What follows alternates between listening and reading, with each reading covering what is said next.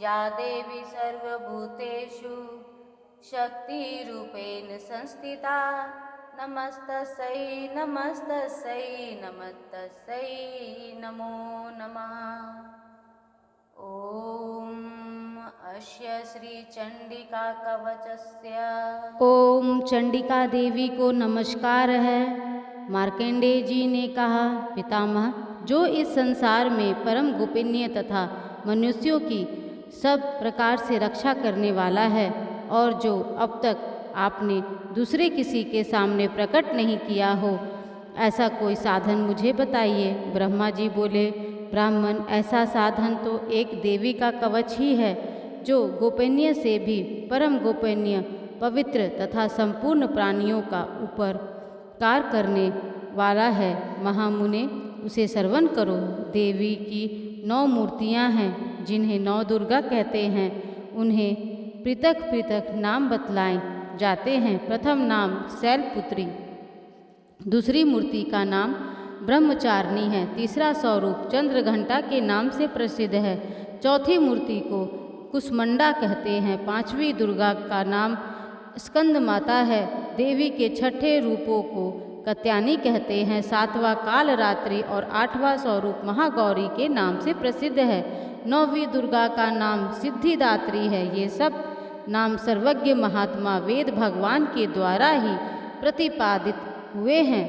जो मनुष्य अग्नि में जल रहा हो, रणभूमि में शत्रुओं से घिर गया हो, विषम संकट में फंस गया हो तथा इस प्रकार भय से आतुर होकर जो भगवती दुर्गा की शरण में प्राप्त हुए हो, उनका भी कोई भी अमंगल नहीं होता। युद्ध के समय संकट में पड़ने पर भी उनके ऊपर कोई विपत्ति नहीं दिखाई देती।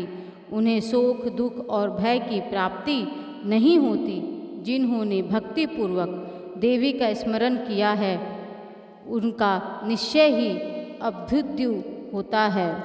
देवेश्वरी, जो तुम्हारा चिंतन करते हैं, उनकी तुम निसंदेह रक्षा करती हो। चामुंडा देवी प्रेत पर आरूढ़ होती हैं, 12वीं भैंस पर सवारी करती हैं, इंद्र का वाहन ऐरावत हाथी है, वैष्णवी देवी गरुड़ की आसन जमाती हैं, महेश्वरी वृषभ आरूढ़ होती हैं, कुमारी का वाहन मयूर है, भगवान विष्णु की प्रियतमा लक्ष्मी देवी कमल के आसन पर विराजमान हैं और हाथों में कमल धारण किए हुए हैं। वृषभ आरूढ़ ईश्वरी देवी श्वेत रूप धारण कर रखा है। ब्रह्मा जी हंस पर बैठी हुई हैं और सब प्रकार के आभूषणों से विभूषित हैं। इस प्रकार ये सभी माताएं सब प्रकार की योग शक्तियों से संपन्न हैं।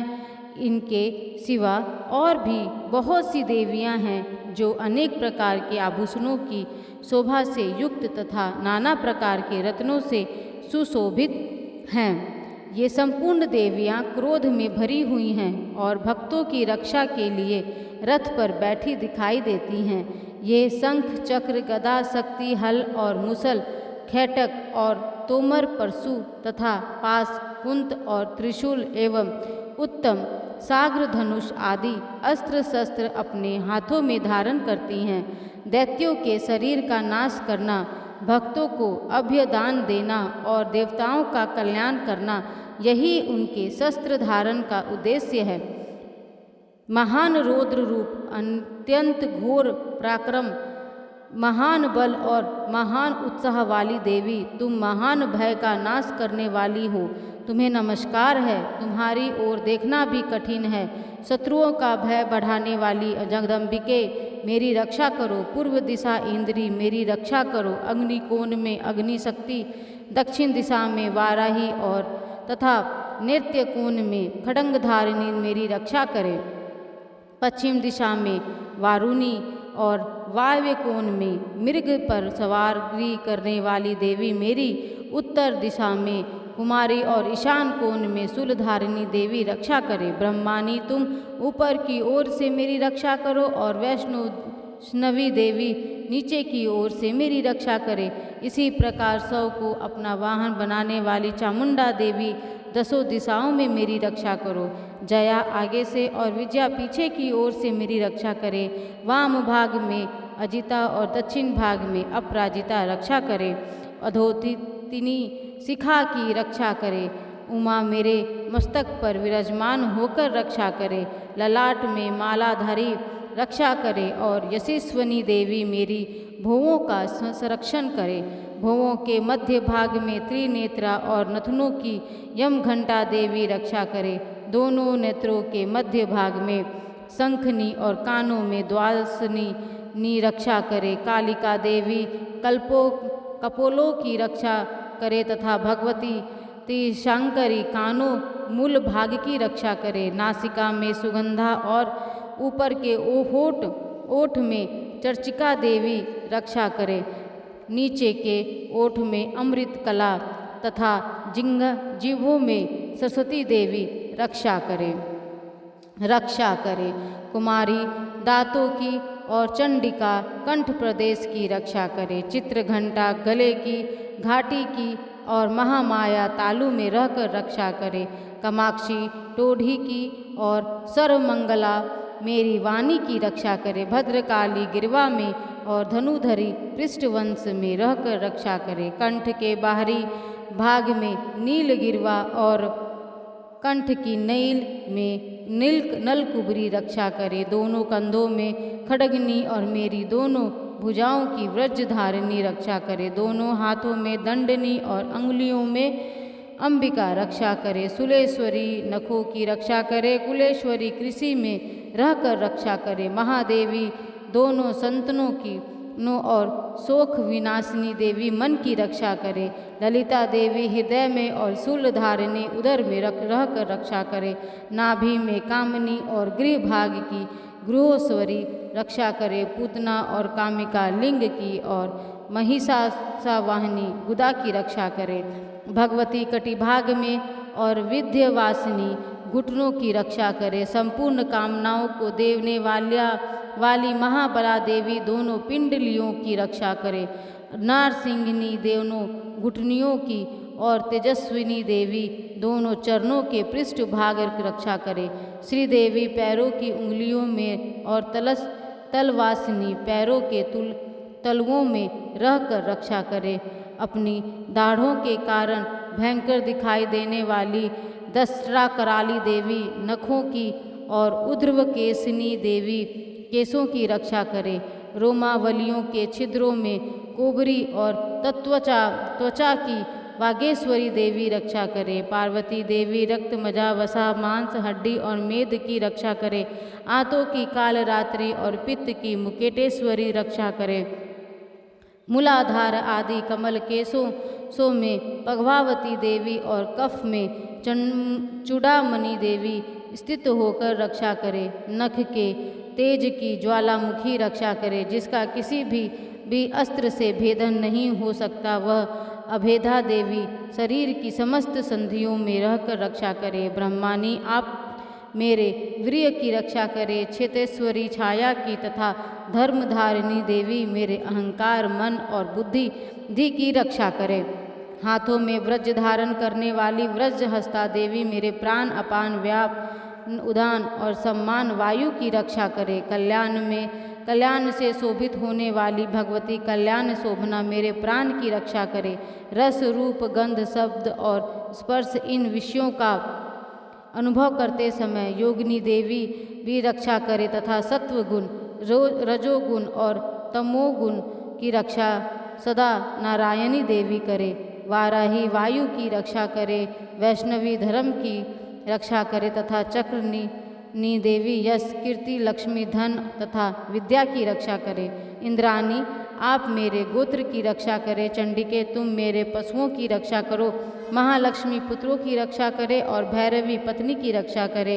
मेरे पथ की सुपिता और मार्ग की क्षेम करी रक्षा करे। राजा के दरबार में महालक्ष्मी रक्षा करे तथा सब ओर व्याप्त रहने वाली विजया देवी संपूर्ण भव से मेरी रक्षा करे। देवी जो स्थान कवच में नहीं कहा गया है अतएव रक्षा से रहित है, वह सब तुम्हारे द्वारा सुरक्षित हो, क्योंकि तुम विजयशालिनी और पापनाशिनी हो। यदि अपने शरीर का भला चाहे तो मनुष्य बिना कवच के कहीं एक पग भी ना जाए, कवच का पाठ करके ही यात्रा करे। कवच के द्वारा सब ओर से सुरक्षित मनुष्य जहाँ जहाँ भी जाता है वहाँ वहाँ उसे धन लाभ होता है तथा संपूर्ण कामनाओं की सिद्धि करने वाली विजय की प्राप्ति होती है। वह जिस जिस अभिष्ट वस्तु का चिंतन करता है उसको निश्चय ही प्राप्त कर लेता है। वह पुरुष इस पृथ्वी पर तुलना रहित महान ऐश्वर्य का भागी होता है। कवच से सुरक्षित मनुष्य निर्भय हो जाता है, युद्ध में उसकी पराजय नहीं होती तथा वह तीनों लोकों में पूजनीय होता है। देवी का यह कवच देवताओं के लिए भी दुर्लभ है। जो प्रतिदिन नियम पूर्वक तीनों संध्याओं के साथ में श्रद्धा के साथ इसका पाठ करता है उसे देवी कला प्राप्त होती है तथा वह तीनों लोकों में कहीं भी पराजित नहीं होता। इतना ही नहीं, वह अपमृत्यु से रहित हो 100 भी अधिक वर्षों तक जीवित रहता है। मकड़ी, चेचक और कोढ़ आदि उसकी संपूर्ण व्याधियाँ नष्ट हो जाती हैं। कनेर, भाग, अफीम, धतूरे आदि का स्थावर विष, सांप और बिच्छू आदि के काटने से चढ़ा हुआ जखम, विष तथा अहिफेन और तेल के संयोग आदि से बनने वाला कृत्रस विष ये सभी प्रकार विष दूर हो जाते हैं, उनका कोई असर नहीं होता। इस पृथ्वी पर मारन, मोहन आदि जितने अभिचारिक प्रयोग होते हैं तथा इस प्रकार के जितने मंत्र तंत्र होते हैं, ये सब इस कवच को हृदय में धारण कर लेने पर उस मनुष्यों को देखते ही नष्ट हो जाते हैं। ये ही नहीं, पृथ्वी पर विचरने वाले ग्राम देवता, आकाशचारी देव विशेष, जल के संबंध से प्रकट होने वाले गण, उपदेश मात्र से सिद्ध होने वाले निम्न कोटि के देवता, अपने जन्म के साथ प्रकट होने वाले देवता, कुल देवता, माला डाकनी, शाकनी, अंतरिक्ष में विचरने वाली अत्यंत बलवती भयानक डाकनियाँ, ग्रह, भूत, पिशाच, यक्ष, गंधर्व, राक्षस, ब्रह्म राक्षस, बेताल, कुष्मांडा और वैभव और भैरव आदि अनिष्ट कारक देवता भी हृदय में कवच धारण किए रहने पर उस मनुष्य को देखते ही भाग जाते हैं। कवचधारी पुरुष को राजा से सम्मान वृद्धि प्राप्त होती है। यह कवच मनुष्य के लिए तेज की वृद्धि करने वाला और उत्तम है।